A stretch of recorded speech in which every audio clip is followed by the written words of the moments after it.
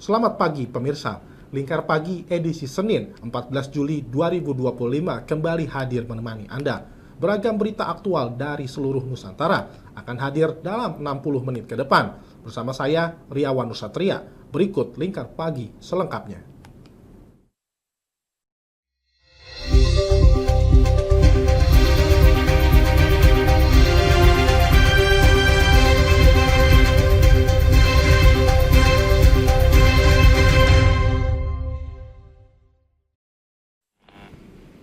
Sensasi menikmati ikan bakar segar di tengah hamparan sawah lereng Pegunungan Kendeng menjadi daya tarik wisata kuliner di Desa Wonosoco, Kecamatan Undaan, Kabupaten Kudus.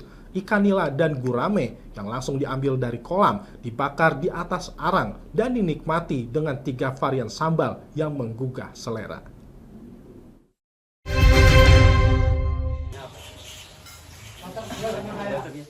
Berlokasi di Desa Wonosoco, Kecamatan Undaan, Kabupaten Kudus, kuliner ikan bakar di tempat ini berbeda dengan tempat lain. Ikan nila dan gurame dipilih langsung dari kolam, kemudian dibakar selama 20 menit di atas arang menyala tanpa proses penggorengan atau bumbu yang rumit. Pilihan sambal yang disajikan pun unik, mulai dari sambal sate, sambal terasi, hingga sambal lamongan. Satu porsi ikan bakar berisi 3 ekor, dengan harga sekitar Rp78.000 per kilogram, sudah termasuk sambal.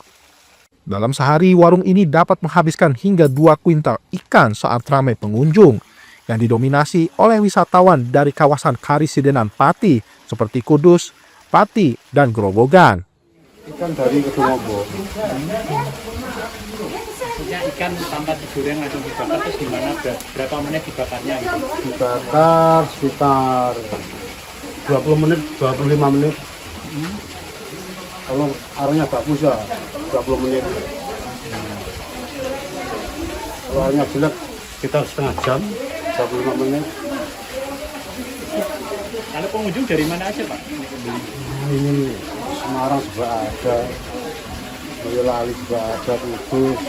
Tadi Kita sini Pati, Marang. ya, Demang. Sehari bisa habiskan ikan berapa kilo, Pak? Kalau akhir pekan gitu Pak, rame. Enggak tentu ya, enggak tentu. Kalau rame biasanya sampai tembus berapa? Bisa 1,5, kadang bisa 2 kuintal. Kalau gini ya paling 50. 1,5 2 kintal itu berapa ekor kira-kira? Ikan kalau isi ikan 600, 500-an. Rasanya enak, terus tempatnya juga lebih asri karena dekat sama pegunungan, terus lebih sejuk aja suasananya dan untuk makanannya ya. Dari yang lain kalau di sini tuh ikannya langsung dibakar fresh, terus sambalnya juga pakai sambal sate, jadi berbeda sama yang biasanya. Gimana sensasinya? Manis, enak, gurih. Suasananya seperti apa? Suasananya asri, enak, terus ya samping kanan kirinya gunung jadi lebih kelihatan lebih apa ya enak aja di pegunungan gitu sambil makan ikan bakar, rasanya pedas manis jadi enak. Dengan latar belakang pemandangan sawah dan hijau Pegunungan Kendeng, kuliner ikan bakar di Desa Wonosoco ini tidak hanya menawarkan rasa yang lezat, tapi juga suasana alami yang membuat pengunjung ingin kembali lagi. Dari Kudus, Fatur Rahman, Lingkar TV melaporkan.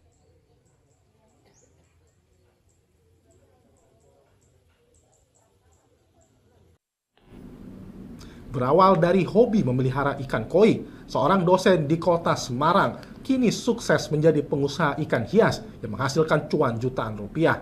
Tak tanggung-tanggung, koleksinya kini mencapai 1.000 ekor ikan dan telah dipasarkan hingga ke luar negeri.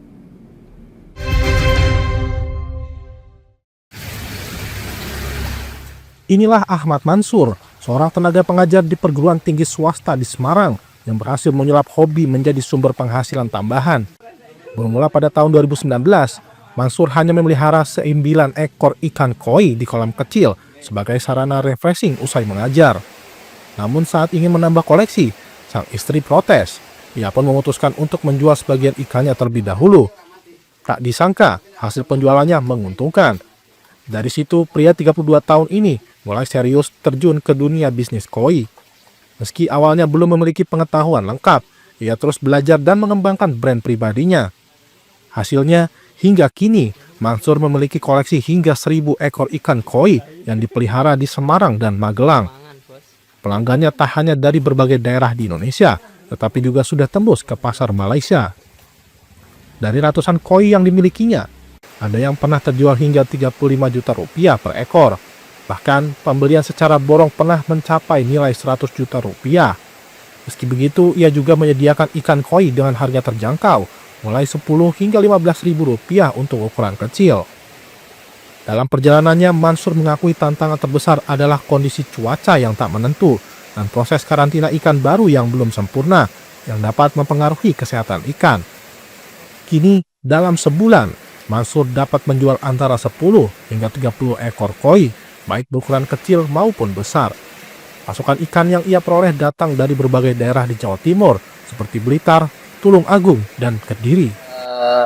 Jualan sambil belajar seperti itu. Jadi biar supaya sama-sama jalan, kita dapat knowledge.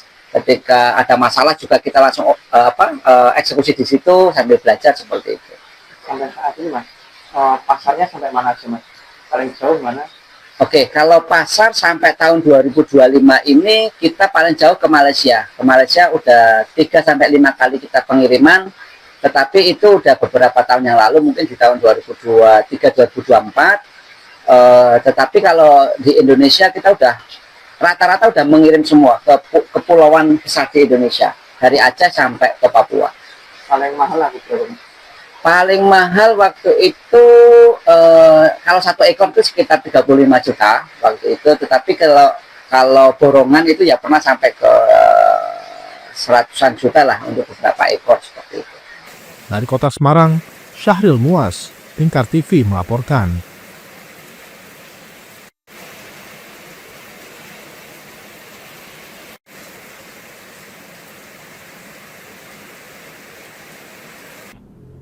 Aroma rempah dan santan menyeruak dari deretan warung di sentra kuliner Lontong Tuyuhan, Desa Tuyuhan, Kecamatan Pancur, Kabupaten Rembang. Di tempat ini terdapat sebuah sajian kuliner bersejarah yang masih lestari hingga kini. Di balik kelezatannya, kuliner khas ini tengah diperjuangkan untuk diakui sebagai warisan budaya tak benda.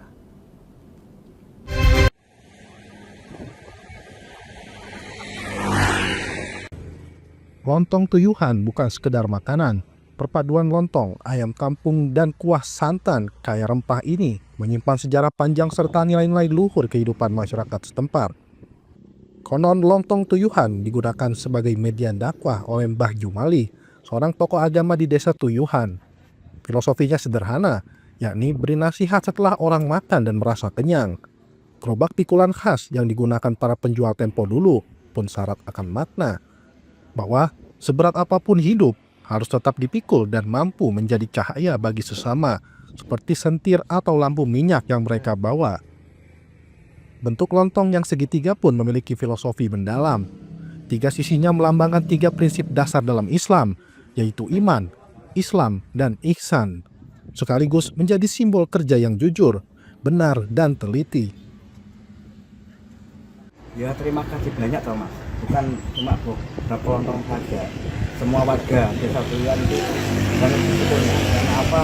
Itu sebagai pelestari untuk anak-anak itu nanti biar lontong Tuyuhan jaya selama-lamanya. Jadi dari semua kalangan mendukung semuanya, Pak. Banget bahagianya dan banget senangnya. Kini, Dinas Kebudayaan dan Pariwisata Rembang tengah mengusulkan Lontong Tuyuhan sebagai warisan budaya tak benda.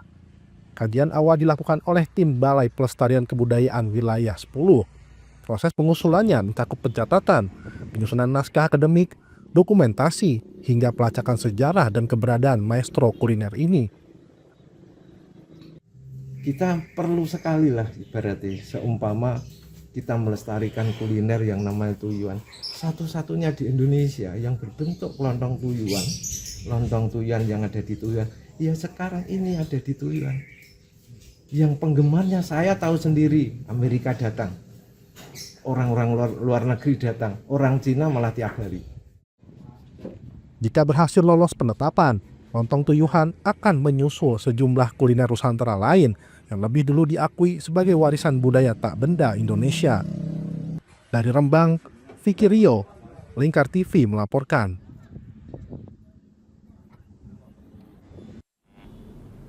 Bagi penikmat kuliner dan suasana alam, Desa Ledok di Kecamatan Sambong, Kabupaten Blora, kini memiliki destinasi baru. Sebuah kafe dengan konsep wisata kuliner alam hadir menawarkan sajian lezat dan panorama yang memanjakan mata.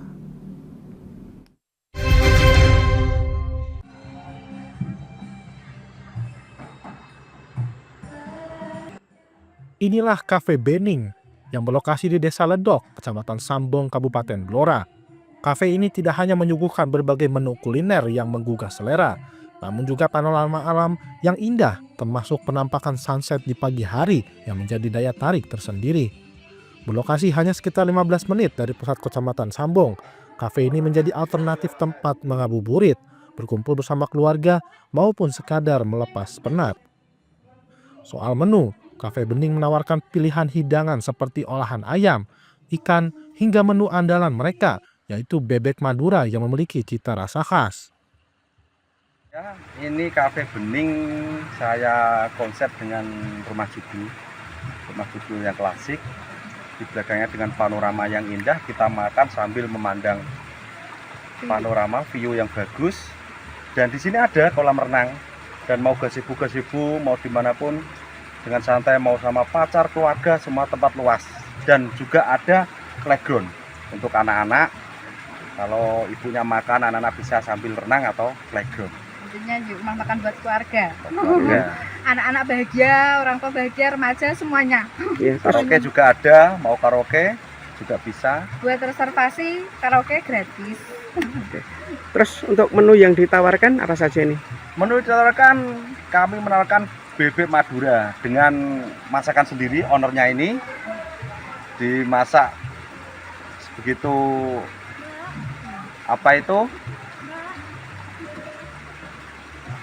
begitu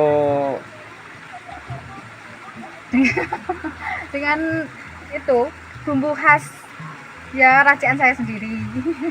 Dan menu baru ada gurame bakar, ada lele, oseng mercon, ada nasi goreng, oseng mercon, bebek, rica-rica ayam, minumnya ada jus alpukat, jambu, es buah yang enak sekali, racikan sendiri, kopi kotak asli, ditumbuk.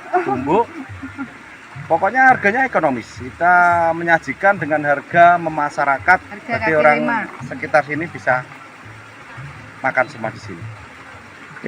Pokoknya nggak kecewa ke sini. Kalau untuk alamatnya sendiri? Alamat di Desa Ledok, Kecamatan Sambong, Kabupaten Blora. Jalan arah Ledok dari perempatan Sambong paling 1 kiloan. Kalau untuk reservasi nomor yang bisa dihubungi mungkin bisa disebutkan, Bu. 08217464296. Oke. Kesini sudah berapa kali nih? Saya kesini udah 3 kali. 3 kali ya? Iya. Suasananya seperti apa Cafe Bening ini? Suasananya nyaman, adem, tempatnya luas, bersih, makanannya enak-enak pokoknya. Murah, sambal matanya enak, mantep pokoknya. Oh iya. Tak hanya kuliner, fasilitas di tempat ini juga lengkap. Ada area bermain anak atau playground, kolam renang anak, hingga ruang karaoke yang dapat dinikmati pengunjung bersama keluarga. Dari Kabupaten Blora, Hanafi, Lingkar TV melaporkan.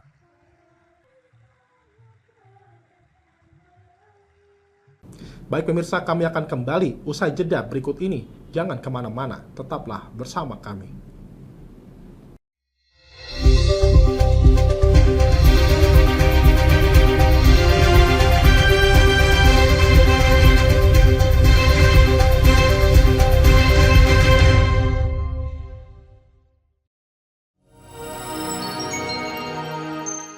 Selain si retinol ini, kalau gitu ngomongin retinol apa sih dok sebenarnya retinol itu? Bagus sih programnya. Yang saat ini ya kayaknya sudah beberapa tahun yang Wah, boleh banget nih ditonton setiap hari. Meanwhile,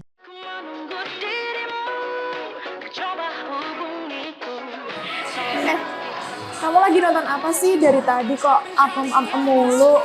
Ini loh lagi nonton program Cantik Sehat di Lingkar TV. Bagus banget nih programnya. Oh, ada ya program kayak gitu? Ada loh di programnya di Lingkar TV. Kau udah tahu kan Lingkar TV? Belum. Kan belum tahu Lingkar TV. Lingkar TV itu TV digital streaming online yang sudah mengantongi izin PSE dari Kominfo dan bisa diakses di HP kalian mestinya. Oh iya? Iya, bagus loh. Coba di-download sekarang. Bentar deh, aku tak coba download dulu. Iya. Selain program Cantik Sehat, kalian juga bisa menonton program lainnya di Lingkar TV dan bisa ditonton kapanpun dan dimanapun kalian berada loh. Gimana, udah bisa? Udah nih, punyaku udah bisa. Punyaku juga udah nih. Wah ya, bagus dong kalau udah download semuanya. Tunggu apa lagi? Sekarang giliran kamu download aplikasi Lingkar TV di Play Store.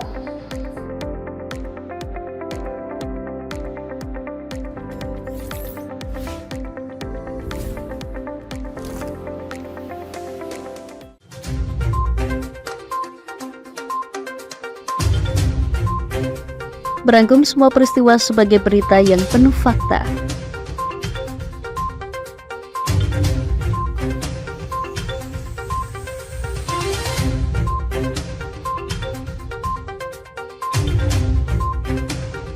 Saksikan Jateng hari ini setiap Senin hingga Sabtu hanya di Lingkar TV.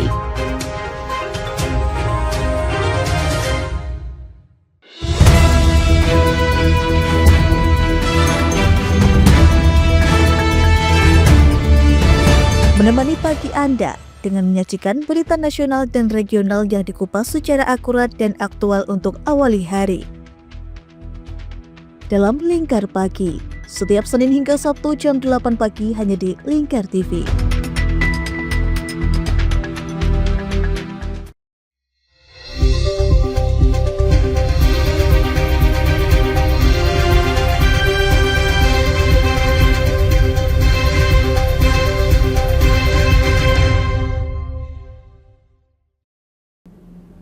Kenaikan tarif hingga 32% dari Amerika Serikat terhadap produk ekspor asal Indonesia menuai perhatian pelaku usaha.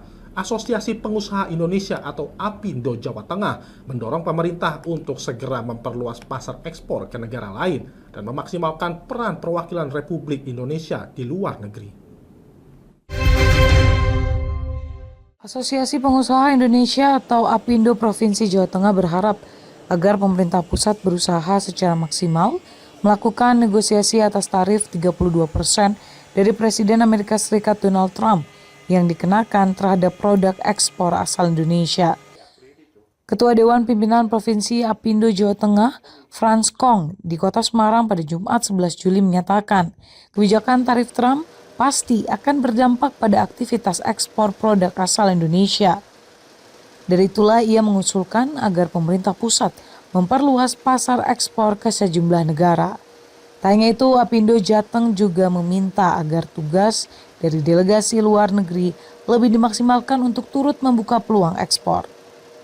Harapan kita kepada pemerintah dan kami sendiri juga dari asosiasi ya bersama anggota kami untuk selalu mencari pasar baru di luar Amerika. Karena dengan pengalaman semacam ini akan memberikan kita betul-betul harus mencari pasar baru.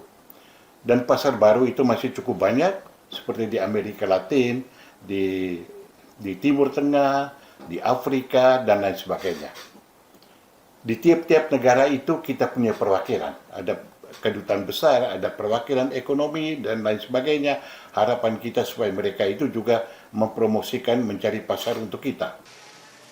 Selain memperluas pasar ekspor, APindo Jateng berharap agar pemerintah dan pengusaha di daerah dapat terus bersinergi memperkuat pasar dalam negeri. Panitia penyelenggara ibadah haji Debarkasi Surabaya menyelesaikan proses pemulangan jamaah haji dari Tanah Suci pada Jumat 11 Juli lalu. Namun tercatat 5 jamaah masih tertunda kepulangannya. Salah satu jamaah diketahui melahirkan dalam kondisi prematur, sementara seorang lainnya yang mengidap demensia dinyatakan hilang.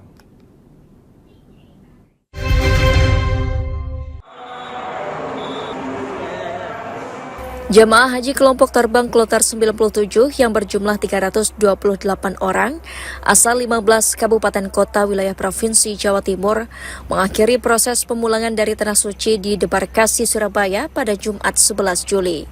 Juru bicara Panitia Penyelenggara Ibadah Haji PPIH Debarkasi, Surabaya, Sugiyo, merinci dari total 36.815 jamaah asal Provinsi Jawa Timur, Bali, dan Nusa Tenggara Timur yang diberangkatkan ke Tanah Suci, sebanyak 103 diantaranya meninggal dunia.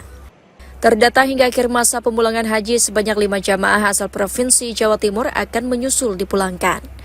2 diantaranya karena sakit sehingga harus menjalani perawatan di Rumah Sakit Arab Saudi.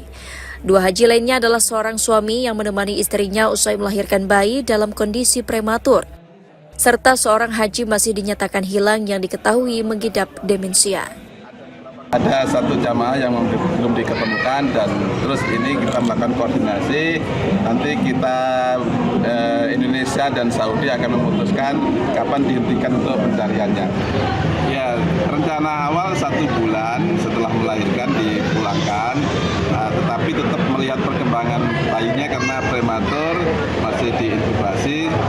Ketika nanti sehat akan PPIH Debarkasi Surabaya memastikan jamaah haji yang masih tinggal di Tanah Suci sampai kapanpun tetap ditunggu. Proses pemulangannya menjadi tanggung jawab pemerintah Indonesia yang nantinya difasilitasi oleh maskapai penerbangan Saudi Airlines.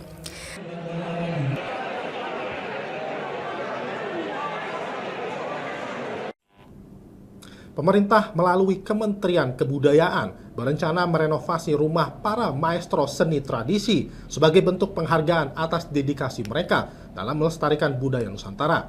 Wakil Menteri Kebudayaan Giring Ganesa saat ditemui di Jakarta pada Jumat 11 Juli lalu menyampaikan bahwa langkah awal akan dimulai dengan peninjauan langsung ke tempat tinggal para maestro untuk mengetahui kondisi mereka. Pemerintah melalui Kementerian Kebudayaan berencana melakukan renovasi rumah para maestro seni tradisi yang telah mendedikasikan hidup mereka bagi pelestarian kebudayaan Indonesia.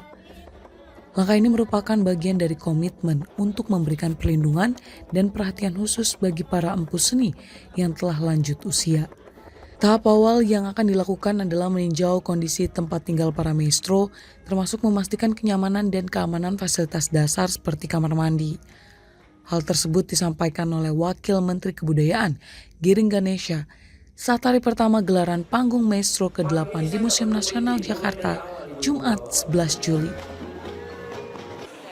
Yang paling penting kita akan mulai dari melihat para maestro datang ke rumahnya dan melihat kamar mandinya dulu. Karena kan kalau sudah sepuh kan kita harus pikirin kamar mandi harus nyaman, habis itu kamar mandi harus bersih dan mungkin nanti harus ada rel. Jangan sampai di kamar mandi mereka terjatuh. Kita pengen menjaga agar kebersihan dari kamar mandi mereka supaya mereka tetap sehat. Lebih lanjut, renovasi rumah diharapkan mampu menunjang kesehatan dan aktivitas seni mereka secara lebih layak.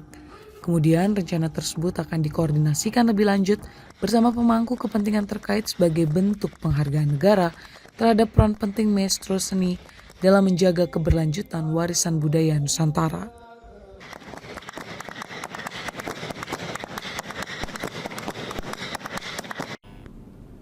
Pemerintah menargetkan sebanyak 80.000 koperasi Desa Merah Putih dapat beroperasi sepenuhnya pada Desember 2025. Juru bicara Kantor Komunikasi Kepresidenan, Adita Irawati, menjelaskan bahwa koperasi ini tak hanya menjadi ujung tombak perekonomian desa, tapi juga mempersingkat rantai pasok, menjawab persoalan tenaga kerja, serta membantu menekan laju urbanisasi.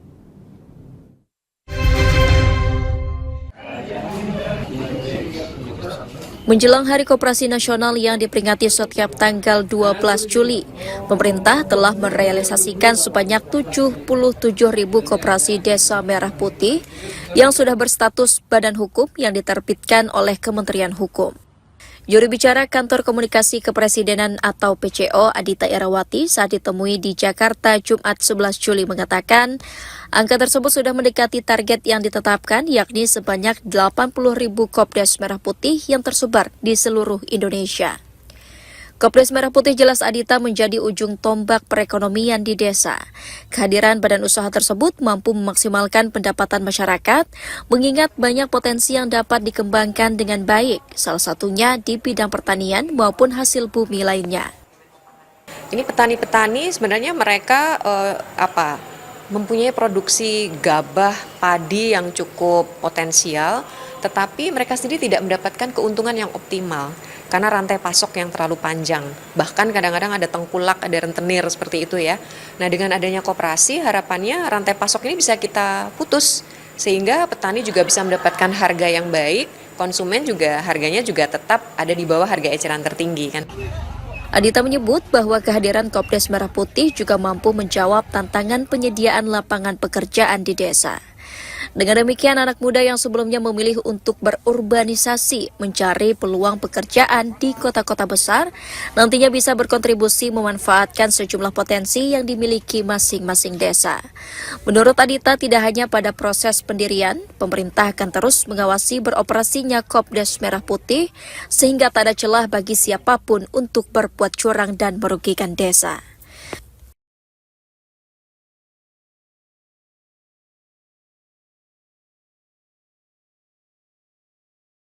Baik pemirsa, kami akan kembali usai jeda berikut ini. Jangan kemana-mana, tetaplah bersama kami.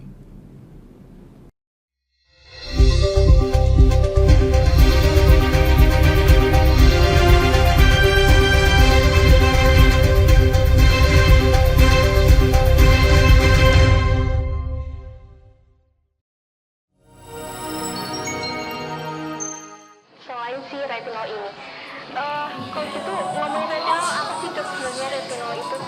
Bagus nih programnya. Yang saat ini ya kayaknya sudah beberapa tahun yang Wah, lalu. boleh banget nih ditonton setiap hari.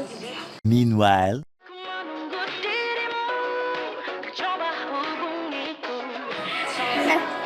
Kamu lagi nonton apa sih dari tadi kok apem-apem mulu? Ini loh lagi nonton program Cantik Sehat di Lingkar TV. Bagus banget nih programnya. Oh, ada ya program kayak gitu? Ada loh di programnya di Lingkar TV. Kamu udah tahu kan Lingkar TV? Belum. Kan belum tahu Lingkar TV. Lingkar TV itu TV digital streaming online yang sudah mengantongi izin PSE dari Kominfo dan bisa diakses di HP kalian mestinya. Oh iya? Iya, bagus loh. Coba di-download sekarang. Bentar deh, aku tak coba download dulu. Iya. Selain program Cantik Sehat, kalian juga bisa menonton program lainnya di Lingkar TV dan bisa ditonton kapanpun dan dimanapun kalian berada loh. Gimana, udah bisa? Udah nih, punyaku udah bisa. Punyaku juga udah nih. Wah ya, bagus dong kalau udah download semuanya.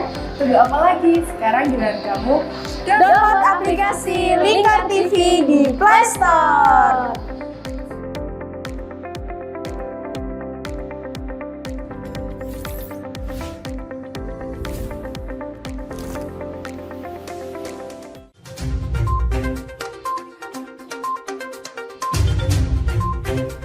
Berangkum semua peristiwa sebagai berita yang penuh fakta.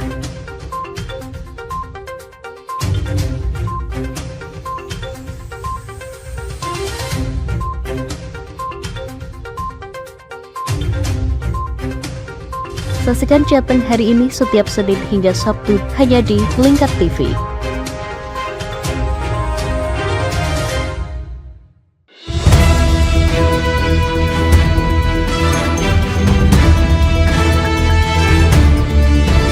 Menemani pagi Anda dengan menyajikan berita nasional dan regional yang dikupas secara akurat dan aktual untuk awali hari. Dalam Lingkar Pagi, setiap Senin hingga Sabtu jam 8 pagi hanya di Lingkar TV.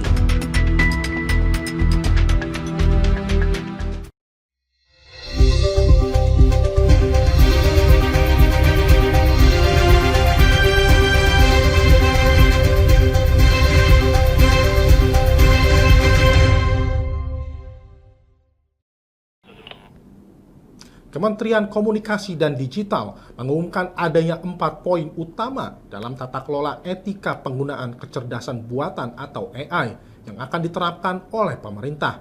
Keempat poin tersebut meliputi membangun kesadaran publik, mendorong validasi konten, mempromosikan pemikiran positif, serta membangun kepercayaan masyarakat terhadap teknologi AI.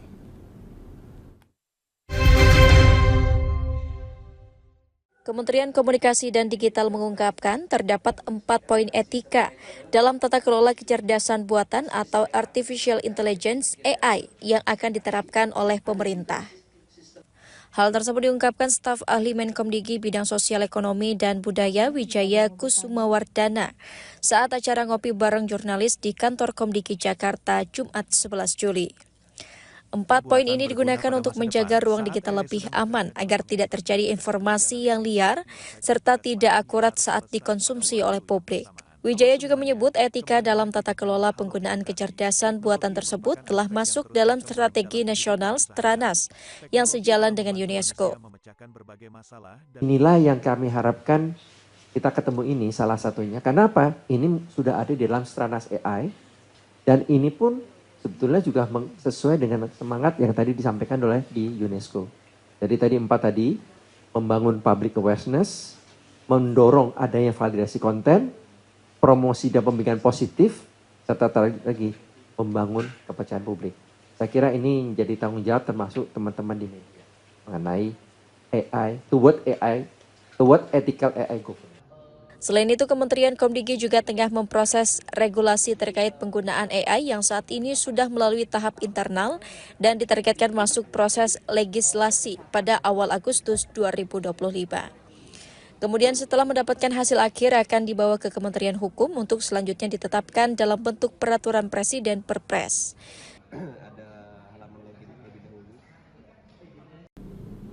Menteri Perumahan dan Kawasan Permukiman Marwarar Sirait meninjau langsung lokasi rencana pembangunan rumah susun di kawasan Fakultas Kedokteran Gigi dan Mulut Universitas Padjadjaran Bandung. Kunjungan ini merupakan tindak lanjut atas permintaan pihak Unpad terkait penyediaan hunian layak bagi dosen, mahasiswa, karyawan, serta masyarakat sekitar kampus. Ini jalan ini, Pak. Makin dekat ke kampus. Menteri Perumahan dan Kawasan Pemukiman Marwarar Sirait meninjau langsung lokasi rencana pembangunan rumah susun di kawasan Fakultas Kedokteran Gigi dan Mulut Universitas Padjadjaran Bandung Jumat 11 Juli. Dalam kunjungannya, Marwarar menyatakan telah menugaskan jajarannya untuk memberikan pemahaman teknis kepada Unpad terkait tata cara dan prosedur pengajuan pembangunan perumahan bagi dosen, mahasiswa, karyawan, serta masyarakat. Ya, tentu kita akan pelajari dulu semuanya ya. Karena proposal aja belum saya terima. Ya, saya masih nunggu. Posisi saya hari ini memberikan pemahaman kepada Unpad. Ya, gitu. Dan kemudian sudah itu kan Unpad masih melengkapi prosedur ya untuk kami tunggu. Kalau boleh jangan lama ya, Pak. Menurut Rektor Unpad Arif Syamsul Aksan Kartasasmita, dari hasil peninjauan rencana pembangunan rumah susun dirancang untuk tidak menggusur masyarakat, melainkan memanfaatkan lahan milik Unpad yang belum digunakan. Nah, ini tadi disampaikan Pak Menteri, jadi tidak mudah, tapi nanti mungkin dilihat yang pertama prioritas untuk para dosen dan mahasiswa dulu dan karyawan. Tapi tentu seperti Pak Menteri sampaikan, ini tidak hanya untuk Unpad, kita tidak berbicara untuk Unpad, tapi untuk masyarakat juga, sehingga dimungkinkan masyarakat di sekitar Unpad untuk bisa juga ikut menikmati apa yang sudah pemerintah bangun di lingkungan masyarakat. Idealnya berapa Pak mungkin? Untuk tahap awal mungkin kalau rumah susun ya mungkin sekitar ratusan unit, detailnya saya belum tahu, ratusan unit. Pak. Untuk tahap awal, pembangunan rumah susun diperkirakan akan memiliki kapasitas sekitar ratusan unit.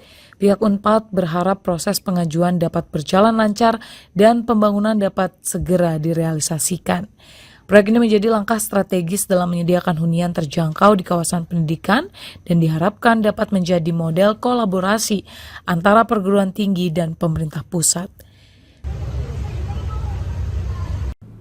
Kompetisi parkur dalam ajang The Fourth Indonesian Open Gymnastics 2025 resmi digelar di lapangan Saparua, Bandung, Jawa Barat pada Jumat 11 Juli dan akan berlangsung hingga 13 Juli 2025. Kegiatan ini menjadi wadah pembinaan dan pencarian bibit atlet muda parkur berusia 8 hingga 16 tahun, serta bertujuan mendorong agar nomor parkur dapat dipertandingkan secara resmi dalam ajang Pekan Olahraga Nasional mendatang.